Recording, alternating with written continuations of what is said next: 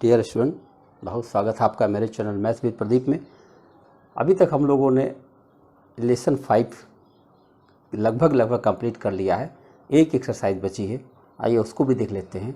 Exercise 5.9 ये है।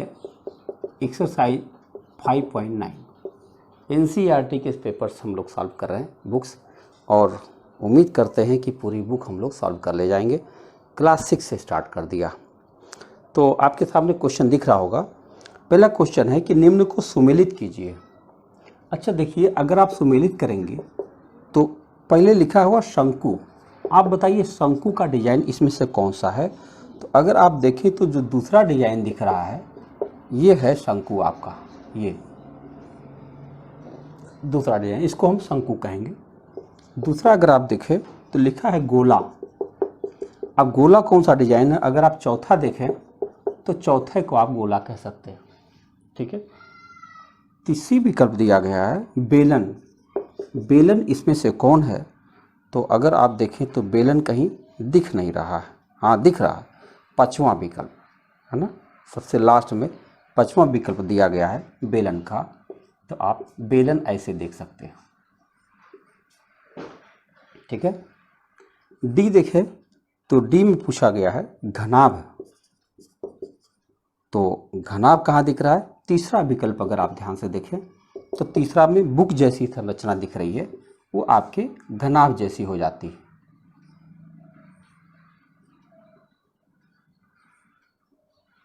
ऐसे ये घनाभ बन जाता है। तो खाली ये बताना है कि कौन सी डिजाइन कौन सी है, और एक पहचान मिल जाएगी। जब आप इस बुक को पढ़ेंगे एक एक डिजाइन के बारे में आपको पूरी क्लियर जानकारी मिल जाएगी। अब दूसरा क्वेश्चन है कि इन आकारों में से प्रत्येक के 2 और उदाहरण दीजिए। जैसे 2 और उदाहरण दीजिए, कह रहा है कि निम्न किस आकार के, जैसे आपका ज्यामिति बॉक्स। अच्छा बताओ, जो ज्यामिति बॉक्स है, ज्यामिति बॉक्स, तो ये ज्यामिति बॉक्स कैसा है, ये कैसा है, घनाभ आकार का। तो घनाभ आकार का और क्या क्या है, आपकी पुस्तक है, आपकी ईंट है। ईंट अगर आपने देखा होगा, 2 डिजाइन करने के लिए कह रहा, बहुत आराम से। बाकी बहुत सारे डिजाइन आप देख सकते हैं जो आपको घनाभ आकार की दिख जाएगी। लो बी में लिखा ही है कि एक ईंट क्या होता है। अच्छा बताओ ईंट क्या होता है, घनाभ होता है। अब घनाभ है तो घनाभ जैसे बहुत सारी चीज़ें सोची जा सकती हैं, आपका मोबाइल भी घनाभ है, और आपका घर भी घनाभ आकार का होता है, आपके जो ये बेड होते हैं वो घनाभ आकार के होते हैं। बहुत सारे घनाभ आकार की चीज़ मिल जाएगी। कह रहा कि इन आकारों में से प्रत्येक के 2 और उदाहरण दीजिए। अच्छा सब घनाभ पर ही उदाहरण दे रहा। एक माचिस की डिब्बी। अच्छा बताओ माचिस की डिब्बी क्या है, ये भी घनाभ आकार का है। अब घनाभ है तो घनाभ में ढेर सारे डिजाइन हम लोग देखते जा रहे हैं, है ना। घनाभ की डिब्बी। सड़क बनाने वाला रोलर, हाँ रोलर जरूर बेलन जैसा होता है। बेलन आप देख लीजिए अपने घर में सिलेंडर जो इस्तेमाल होता है वो बेलन जैसा होता है। जग देख लीजिए आप, गिलास देख लीजिए, बहुत सारी चीज़ें आपको बेलन जैसी दिख जाएंगी। एक लड्डू जो होता है वो गोला होता है, स्फीयर। बॉल, फुटबॉल, हाँ जितने सारे क्रिकेट बॉल, जितने सारे बॉल आप देख रहे हो ये लड्डू शक्ल की होती है। तो आपने देखा कि एक्सरसाइज 5.9 में इतनी सी बात दी गई। इसके अलावा कुछ और बातें दी जाती इसमें कि आपने इस चैप्टर में क्या क्या सीखा, वो भी मैं एक तरह से जल्दी करके दिखा देता हूँ कि क्या क्या आपने सीख लिया। आपके सामने पेपर आ गया होगा। पहला लिखा हुआ है कि हमने क्या सीखा में, एक रेखाखंड के दोनों अंत बिंदुओं के बीच की दूरी को उसकी लंबाई कहलाती है। माने एक रेखाखंड ले लो, दोनों बिंदुओं के बीच की जो टोटल डिस्टेंस है वही उस रेखाखंड की लंबाई गिनी जाती है। दूसरा, रेखाखंडों की तुलना करने के लिए एक अंशांकिक रूलर और एक डिवाइडर का उपयोग किया जाना चाहिए। अंशांकिक मतलब होता है जिसके ऊपर अंक लिखा हो, अंकांकित लिखना चाहिए था कि जो उसको अंक लिखा हो तो उससे हम बहुत आराम से, और डिवाइडर दिया हो तो डिवाइडर से नाप करके उस रेखाखंड की हम लंबाई नाप सकते हैं।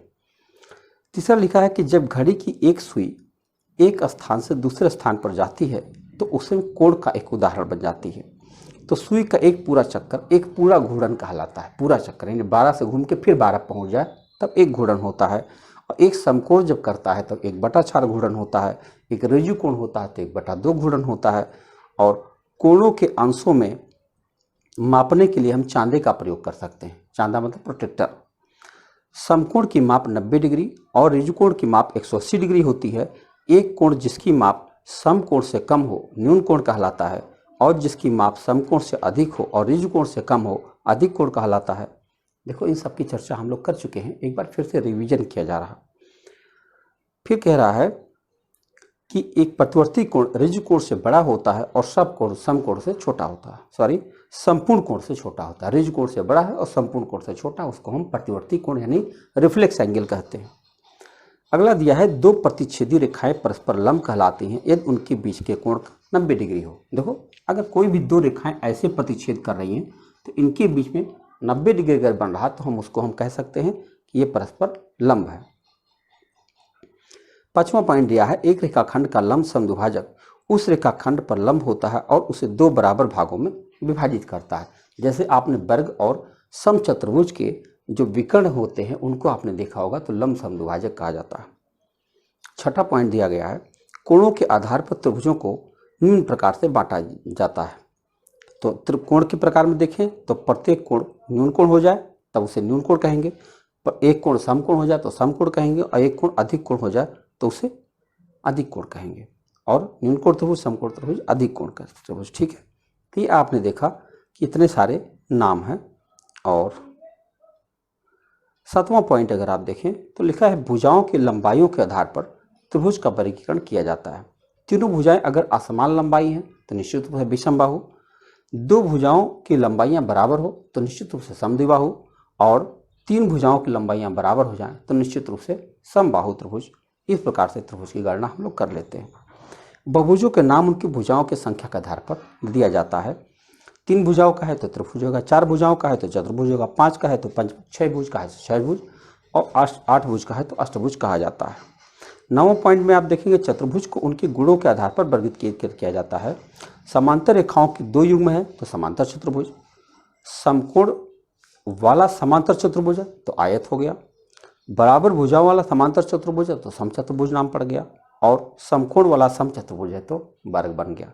और 10वां आखिरी पॉइंट है कि हम अपने परिवेश में अनेक द्रव्यमीय आकार देखते हैं जिनमें से कुछ घन, घनाभ, गोला, बेलन, शंकु और पिरामिड होता है। निश्चित रूप से हम देखते हैं जितनी सारी वस्तुएं हम लोग देखते हैं वो त्रिविमीय ही होती हैं, जिनको हम छू कर देख सकते हैं। ठीक है, इस तरह से आपने लेसन 5 देख लिया। अब लेसन 6 में हम आगे चलेंगे, उसका नाम होगा पूर्णांक, देखेंगे नेक्स्ट वीडियोज़ में। Thank you.